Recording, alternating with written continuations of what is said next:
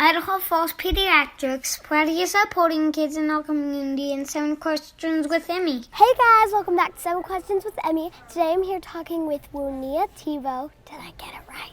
Perfect, yes. Okay.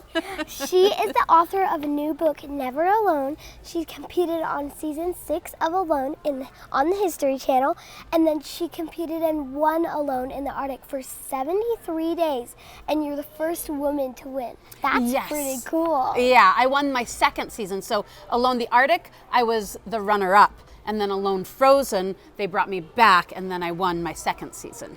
That's so cool. Yeah. Okay. Are you ready for the questions? Yes. Okay. Question number 1. What is the biggest lesson you learned living alone in the wilderness for 73 days? That's a really good question. And the truth is that there are so many important lessons, which is part of why I wrote the book, because it was quite a journey and hard to sum up in one word. But I would say that one of the biggest lessons was to learn to really appreciate all of the gifts we have in our life and never take anything for granted. Food, shelter, warmth, temperatures above 0, all of those things are pretty tremendous, and we tend to be in the habit of not even noticing those things and taking them all for granted. So really being aware of all of the gifts in your life and being appreciative. Yeah. Question number 2. What was the hardest part of being alone, and did you ever want to go up and go home? Yeah. Give up, I mean, sorry. That's okay. So, interestingly, I really didn't feel very lonely while I was out there. That's why I called my book Never Alone, because I feel like when you're someone who's really connected to the wild and to the natural world around you, then you're never without companionship, whether it be human companionship or the companionship of the wild animals, the birds, the trees, even the lake and the rocks. So the only times that I felt lonely or remotely thought about wanting to go home were times when I got hypothermic. So getting really, really cold really changed my mental outlook, and those were the only times that I felt lonely. Yeah, I saw you ate rabbit also. I certainly did. Yeah. Was it good? Oh my gosh, it's absolutely delicious. Yeah. Grouse also really, really, really good. Squirrel's good too, but nothing compared to the rabbits and the grouse. Yeah, we used to have 2 rabbits. They're gone now. We gave them to a farm because they pooped everywhere. But I would never think of eating them. Right. Yeah. Well, I had pet rabbits when I was a kid too. Oh. But when you are somewhere as extreme as just below the Arctic Circle, rabbits are a big part of what there is. So you better get used to eating them. Yeah. What's the first thing you did and the first thing you ate after you left the Arctic? Well, it's funny because when I went out, I didn't realize that you don't actually just get to eat whatever you want when you come out. So the first thing that I did was had to get on a plane to go to the hospital because they were pretty concerned about me. I'm not a very big person, just a little taller than you. And I lost 50 pounds out there, so a lot. So what that meant is that they were concerned enough about my health that they took me to the hospital, and I couldn't start eating again right away. They had to test me and test my blood and my electrolyte levels and all kinds of things to make sure I was healthy enough to start eating. So while I was picturing coming out and having a hamburger and maybe some birthday cake because I came out on my birthday, what I got instead was some pureed vegetables and a little bit of bone broth and 8 hours in the hospital. So it wasn't quite as exciting as you might think. What was the good? What was your What was a good meal that you had when you came back? As soon as I came back from the north, which was about 2 weeks later after my recovery out there, I had my mom drive me straight to the grocery store, and I got about 3 or 4 different kinds of really delicious cheeses. So cheese was my first real meal because I fantasized about cheese all the time while I was out there starving. I love cheese. Just pretend that the snow is cheese, like. Ah, yes. Well, then I probably would have eaten way too much snow. Yeah. Well, then it just means you drink a lot of water. There you go. Yeah, hydration. Although it is dangerous to eat too much snow if you're somewhere that's really cold because it actually cools your body down a lot. And when you're living at 25 below 0, you don't really want to cool your body down. So it's better to drink warmer water. Yeah. How did you get warmer water? I had to start a fire and I had to heat it in my cook pot. Wow. Yeah. Yeah. Why did you decide to write a book about your experience? I believe that deep wilderness immersions like the one I had on Alone are really part of the human experience for, you know, hundreds of thousands of years. All humans live that way. And I think that there's something about modern humans that really crave that kind of experience, and the vast majority of people are never going to get it on their own. So I wanted to write the book partly to give people that experience so they could experience it vicariously through me. So I wrote the book in first person present tense, so it's like the reader is out there with me experiencing the things I'm experiencing, so they get a little bit of that.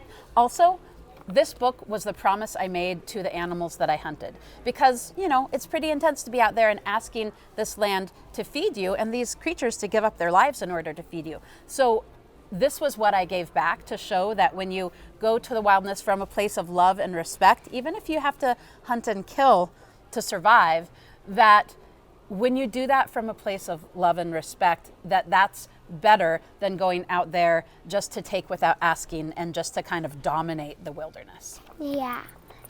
Do you, as well, like while you're here, have you hunted animals or have you gone to like restaurants and stuff? That's a great question. You know, I do a little bit of hunting in my normal life, but really I hadn't done very much beforehand, just a little bit. And since COVID, I haven't really been living the lifestyle that makes hunting and gathering easier, because I've been at a computer every day working on this book. But Yeah. I am in the process of getting a piece of land where I will be able to do more hunting and gathering again.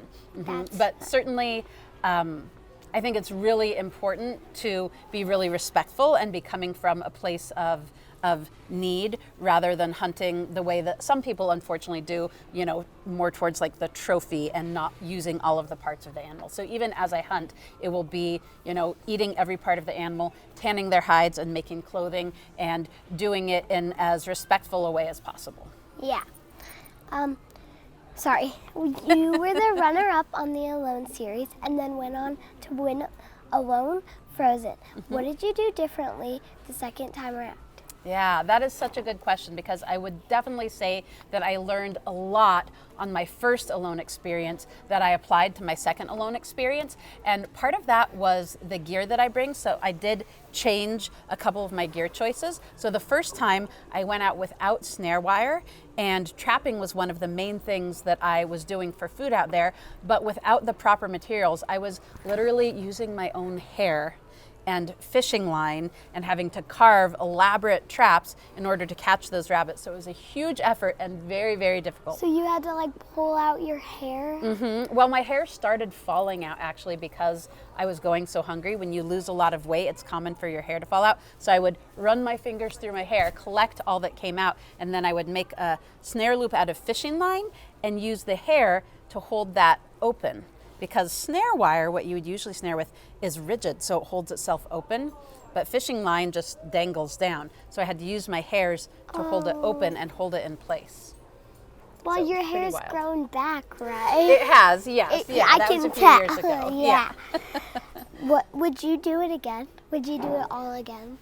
You know, I would say that the second time was much harder than the first time, and it definitely felt a little bit harder on my body. So I would love to do something really similar again, but it would kind of depend on how it was set up. So I don't like the way they do the normal Alone show, where it's the last person who makes it and it's kind of this grueling competition feel. What I liked about Alone Frozen is that there was a time limit, and everybody who made it to that time limit could win. As it turned out, I was the only person who did make it to the time limit and win, but I liked that we could have all won together, and that it was more like camaraderie and supportive rather than competitive. So if I was to do it again, I think that how it was set up would make a difference to me. Did you guys like get to pick if you wanted to go home? Like if you wanted to go home, could you just say, I want to go home? Oh yeah. There's a button that you push, or you have a device, a GPS device that tracks your movements, and that's always being monitored by someone on the production team, so that if anything happens to you, they can come and get you. But at any point, you can message them on that device and say, I've had enough. Come and get me. Yeah. And well, you didn't have to do that, so. I did not have to do that, yeah. Can you share a piece of advice that might help me and our audience about how to get through challenging times? Yeah, absolutely. So, I think that in our modern world, we tend to really focus on what we don't have, the things that we'd like to have and don't, rather than focusing on what we do have. So I think that gratitude, having a practice of looking for what you have and being grateful for all that you have and for all of the gifts in your life is a really important practice, and really helps you when times get tough.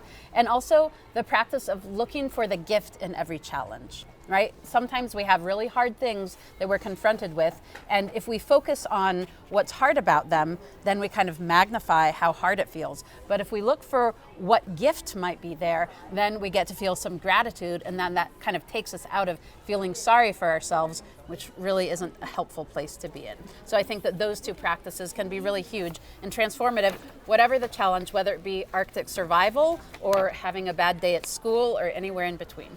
Thank you so much for chatting with me today. You're welcome. And I brought you a copy of the book for yourself and a sticker from my business, Buckskin Revolution.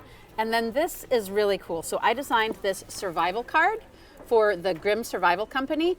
And what this has, it's all of the tools that you would need if you found yourself surprised in the wilderness. You can have this in your purse, in your wallet all the time. And it's got enough things to hunt or fish for the food you need, to butcher the animal using this knife, to tan the hide. This is a dry scraper or fleshing tool. This is a wet scraper. And then to sew that into clothing for yourself. So fish hooks, arrowhead, knife, sewing awl, hide scrapers, and needles. So pretty cool little tool, all that can fit in your pocket or your wallet. Thank you so those are much. for you.